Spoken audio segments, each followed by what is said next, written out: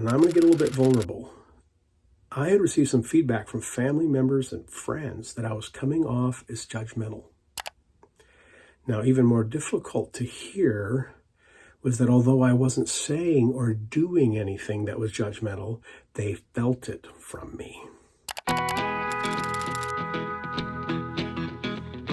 It occurred to me the other day, I have a greater fondness for, and I learned more from my spinster great Aunt Arda than I did from any boss.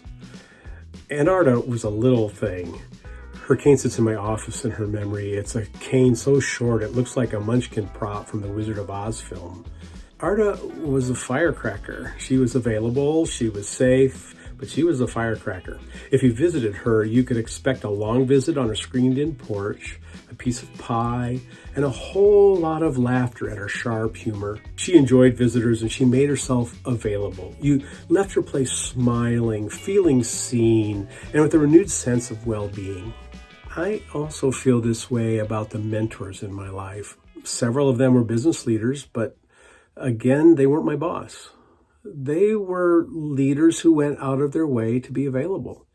And rather than pie and a screened-in porch, we sat around work or diner tables with steaming mugs of coffee.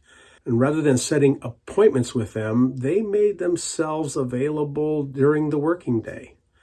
They found me in the margins of their day and sat me down for conversation. And those conversations were engaging and left me with an expanded brain and an inner courage to try. It was a gift to have mentors like this. And as a result, I'm motivated to be approachable and available also. But availability and approachability come in two forms. The first is building and observing margin in my life, preserving it also. That way it's possible to invite someone to coffee in the first place. And the second is to use that margin to work on myself so I can be present and approachable and available, and not just in the margins of my life, but in the everyday part of my life, and not just with family and friends, but at work and in the work, and even with people who are under my supervision. I'm not always great at this, but I get better because I keep working on it. Over the past year, I've made use of the daily droplet from Micro to build up my emotional intelligence, especially seeking to grow my empathy. I chose it because of the neural reprogramming they offer, which combines with how adults learn, repetition over time. And I'm going to get a little bit vulnerable. I had received some feedback from family members and friends that I was coming off as judgmental. Now, even more difficult to hear was that although I wasn't saying or doing anything that was judgmental, they felt it from me. And even if I was not consciously doing anything having to do with being judgmental, they were already anticipating my withdrawal. Looked at in one way, someone might commend my personal clarity and consistency.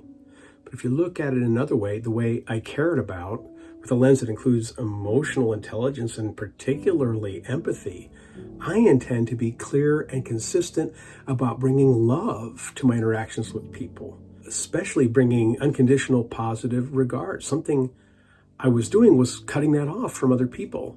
Working with the Micro and technology in their material, I slowly made gains. Previously, I'd been working hard not to engage my judgmentalism. For instance, for years, I had stopped saying, "Why did you do it that way?" Or "You could have done it better," or "If only you hadn't done that."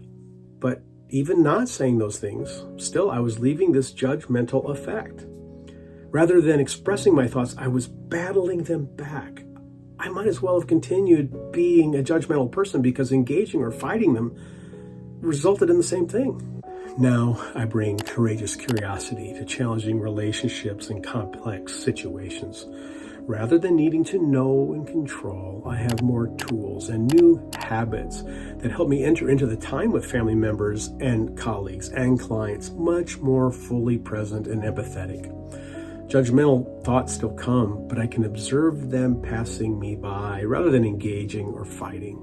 When you get to be my age, growth is about the fine-tuning and the fine etchings of the sculpture that is one life.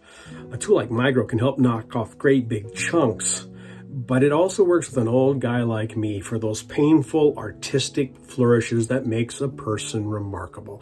And I'd like to be remarkable. Remarkable for my availability and approachability and curiosity and wisdom, not for my harshness and judgmentalism. Let's keep growing. MyGrow gives anyone who asks a 7-day free trial. But if you private message me at the address on your screen, I can arrange to extend that for 30 days, just long enough for you to practice growth and learning a new habit. And that is one step in making the world better.